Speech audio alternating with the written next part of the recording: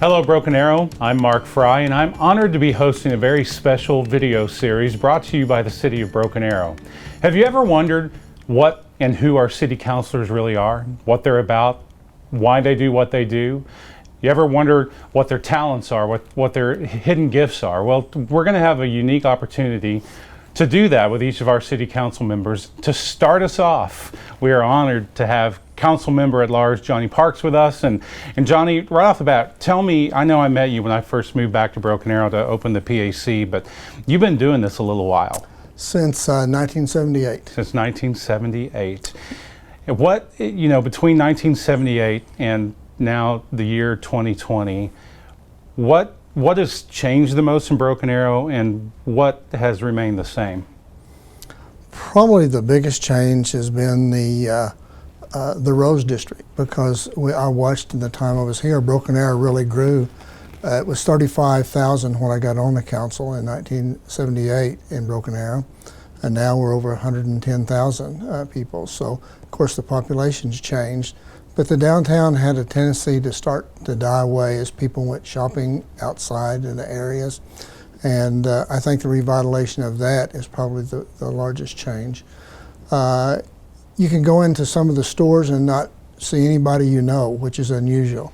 Used to, you could go in and had a conversation with a classmate or with somebody here in Broken Arrow, but now you don't see those people that had grew up and you knew as you were growing up here in Broken Arrow. And is there something that you think from your time that has remained constant throughout? I think one of the things I always campaigned on was a quality city, and I think that part has stayed, even though that we've increased so much in size. And there are still a lot of good people that remember. I remember Dr. Newcomb was my campaign manager the first 3 times. I run 7 different elections, and he ran my first 3 for me. And those type of people that really pull for you and encourage you to run and then are there to help you, they're still here. Those type of people. Now Dr. Newcomb is not, but people have replaced him that come in and want to support the city and the things that I've done in the city or we have done in the city. Well, tell us a little bit about yourself, about your family, and just a little bit about your background. Well, I've lived here in Broken Arrow most of my life. Graduated from Broken Arrow High School. Graduated from Oklahoma State University twice. It's not that it didn't take the first time, but I got a bachelor's degree in 1969 in business and a master's degree in education in 1999, 30 years later. I married my high school sweetheart.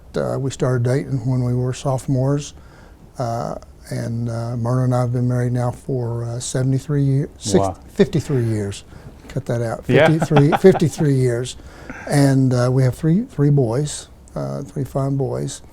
I was in the military in Washington, D.C., served there. Myrna and I lived in Washington, D.C. during that time, and I owned my own business here for 30 years. I sold it in 1995 and started teaching for the state career tech. And I taught there the first 10 years in prisons for the state career tech in the rehabilitation part.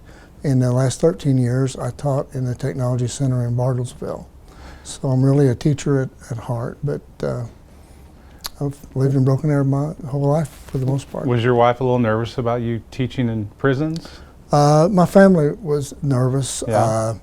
Of course, I got to go home every evening. But I would start a program when I was teaching in prison, and it takes about 3 years to develop a program, a construction program, and then they would bring a teacher in to teach it, and then I would go to another prison. And it was all close enough to my home that we could go back and forth. So it wasn't, she wasn't too awful concerned, and the inmates were good. You know, career tech for a person that's in prison is the closest that you've come to being out of prison in the 15 years that you've served. And most of my students had served 15 years in prison. And I still have them call me with their success stories. That's wonderful. And working and staying out of prison. So obviously you have a passion for serving and giving back. What else led you to the decision initially to run for city council? I didn't. I didn't decide to run for city council. It was decided kind of for me. Dr. Newcomb and the vice mayor, Barney Cheek, came to my home in 1978, and they felt like I'd be a good city councilman, and they encouraged me to take over the term of the vice mayor, which is Barney Cheek, who's moving out of town. And I prayed about it, Martin prayed about it, and so that was the first decision. And it seems like every time I've run, I just felt like that this was going to be my last time, you know, because I'm not a politician, not a campaigner, but I like serving, and I like serving for the city of Broken Arrow.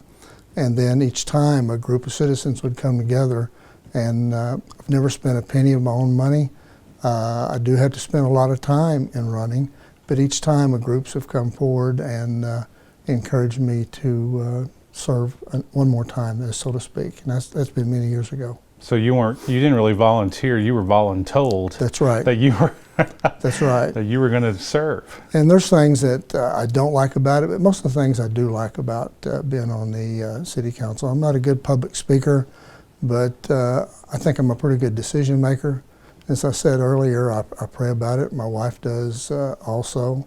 So I've enjoyed the time that I've been on the city council. Is it easy or difficult to pinpoint? Like, can you tell me what you love most about serving on the council? I think love is kind of a broad term. Mm-hmm. I think more of what I enjoy the most, and that is meeting people. And you always do that as a council person. You're always there to listen to them. You're there to make a decision. You're looking at both sides of an issue, or they wouldn't be bringing the issue before you. So I enjoy that. I also enjoy bringing together different groups of people to fight for and work toward a common goal. In fact, I was in a meeting this morning, and utmost important for the city of Broken Arrow is that the school system, and their representatives, administrative staff, the city, and the Chamber of Commerce get along in cities. If not, then it's going to stymie the growth. And they do get along great. So seeing that come together is really beneficial for me. So I enjoy seeing that the most, and meeting the different people. And has that been a common thread throughout your years, or have there been times that city, chamber, school district maybe weren't on the same page, and you've seen that change? That's not probably, it's not a good thing to talk about, but there was a time, sure, and it's been many years ago, that they didn't get along, and there was competition between them, and the directors of all three entities were advised that it was better to get along, and they didn't. So the council or whoever was in charge of each organization dealt with it. Well, I think it certainly speaks to the success that since I've been back in 2008 is when I moved back. You see again what the Rose District has done, what the city has done, the growth in the school district. It's when people are working together, you can do so much more. That's exactly right. See, Rose District is funded from a TIF, and that TIF has to be an agreement of the school system as they give up part of their tax base, whichever is going to pay for the TIF. So that worked out, and the chamber's there to work, and so the three working together is what you see there in the Rose District, and it's continued to grow. Absolutely. You mentioned that, you know, when you meet people and listen to people, and you have people on different sides of an argument, in your decision-making process, can you lead me through what that is when you have an issue that is going to boil down to a decision made by you and your council members? Well, I can only speak for myself, you know, right. My decision. And again, I pray about it to start with. I research a lot. I'm always going to the OSU or OU libraries to research. I even had one item come up several years ago that I was in meetings in Washington, D.C., and I went to the Library of Congress. Spent the day at the Library of Congress, and they provided everything that I asked for there. It was a very unique situation. I wouldn't travel out there just to help me make that decision, but it did help me.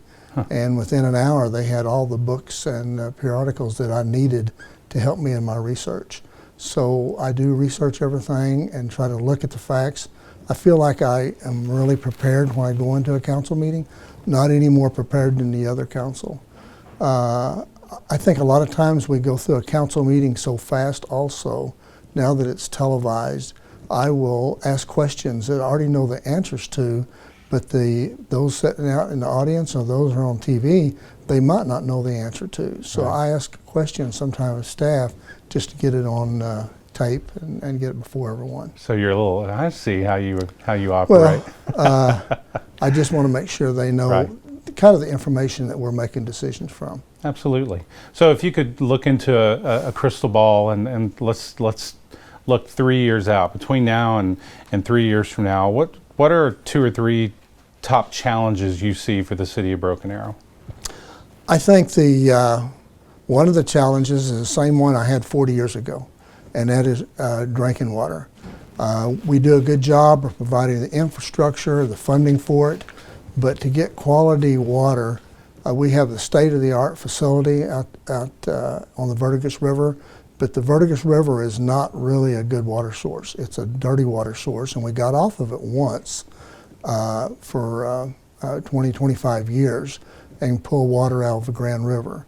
I think that we need to get back on that, and there's a lot of people on the council that do agree with that, and pull water from Grand River. We have the water rights. We even have the easement for water line that we used to have to Markham Ferry Dam there on the Grand River. And we need to get more quality water to start with. Now, water now is good, but it cost us a lot of money to take all of the sediment and everything out of the Verdigris River. So I see that the future, taking care of our infrastructure, maintaining the growth that we need to have for our citizens to be sure and protect our home values, to protect the city, so we're always going with that. I think growth is good as long as we got the infrastructure and the funds to back it. Sanitation, the new sanitation, I've worked 20 years to try to get that. Very important. We were getting outdated. We were picking up bags, still picking up bags, and we couldn't hire enough people. Right. And couldn't deal with it. So I'm big on recycling, and I'm excited about our trash service that's going into effect and this fall. Probably the biggest issue that I would see is a city manager. And we have probably one of the best city managers in the state. That is, I feel like from all the years that I've served, they can say, well, you write laws, you make those votes, and you do this or you do that. You vote on the budget. But to me, the most important thing is to keep a quality city manager. And our city manager now is really on top of everything.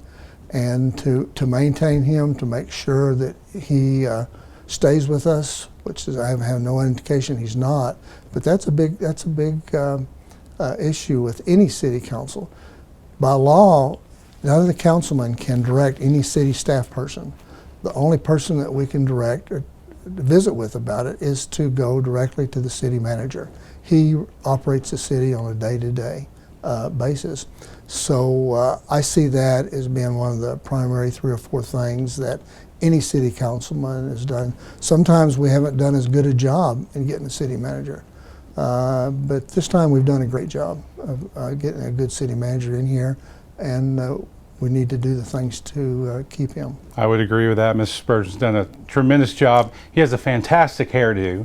Yeah, folks, if you don't know what he looks like, just look at me and then multiply it, because we stand in for each other from time to time when we need to. I didn't want to say that. I thought that would be rude, but I know they could cut that out. No, I can say it because I'm bald, Yeah, right? right. If the public learns something about you that would surprise them, do you have a hobby? Are you a secret, opera singer that we need to know about, or what would be something that would surprise our citizens? I don't know, because anybody I know, I've let them know I love to fish, right? And I spend a lot of time fishing.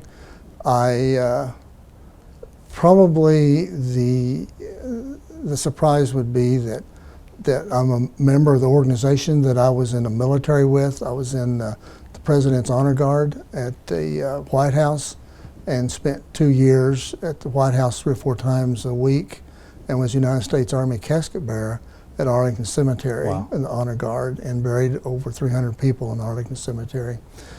I think that my passion for teaching and the love I have for the Youth Council here in Broken Arrow, which is tremendous. I tell people, they say, well, how long are you going to be on the council? And I said, well, I'm in fact training those that replace me right now. And that's what I tell the Youth City Council, is that I'm training you, and they laugh, I'm training you to run against me. Yeah. And, but I'm being very serious. I think it's important that we need to train the citizens of Broken Arrow to follow up and to take over as leaders in the community.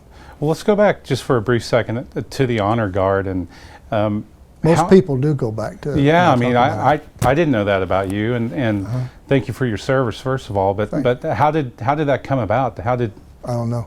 Really? I was drafted. I graduated from Oklahoma State University in August of 1969. I was drafted the next month, and had Vietnam training at Fort Polk, Louisiana. And my wife and I just continued praying about it. And then all of a sudden, 16 guys from Fort Polk for the first time was selected to be in the Old Guard. The Old Guard is a battalion, and one of the companies in the Old Guard at that time was Company E, which is Honor Guard. You had to have a Tomb Guards, you had to have a White House security clearance to be in that. And when I got orders to go there, and after there, I went down and interviewed with their first sergeant in Honor Guard Company. And I'm only 6 foot tall, and I was the shortest guy in our company, an Honor Guard company. And they needed a solo man on the casket team.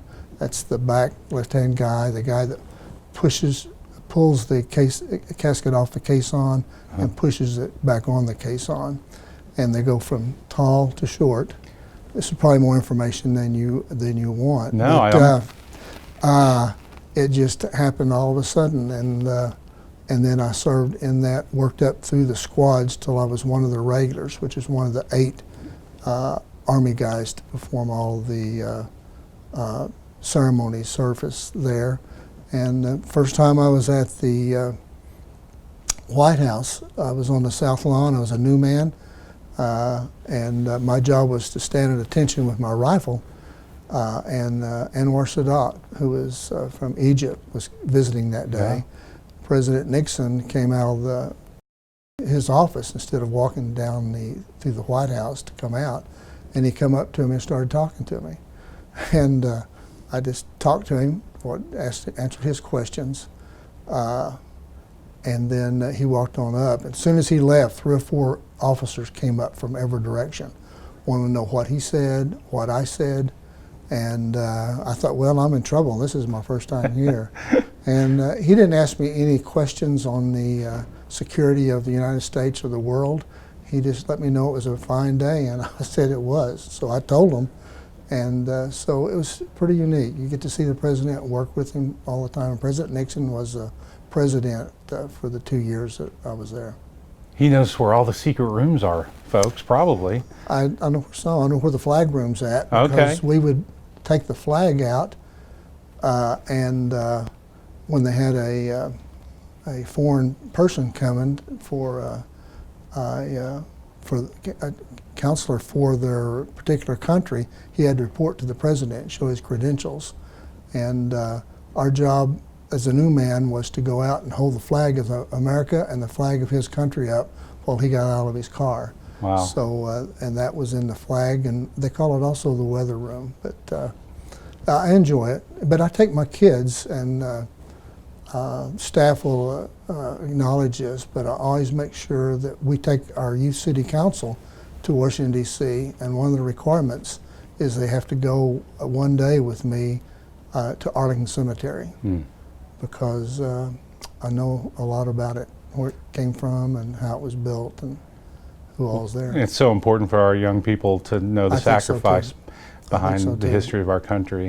And we and all the staff points that out to them very much. Well, Mr. Parks, I appreciate your time today, and I told you I wouldn't hit you with any hard-hitting questions. I hope you survived. I did. I did. I appreciate it. I appreciate getting to see you again, too. Yeah, it's great to see you, and appreciate all the service that you've given Broken Arrow over the years. Thank you. And folks, that's going to do it for the interview with Councilmember Parks. Each individual interview will be available on social media, and we hope you've enjoyed getting to know Johnnie Parks just a little bit better. That'll do it for now. Thanks, everyone.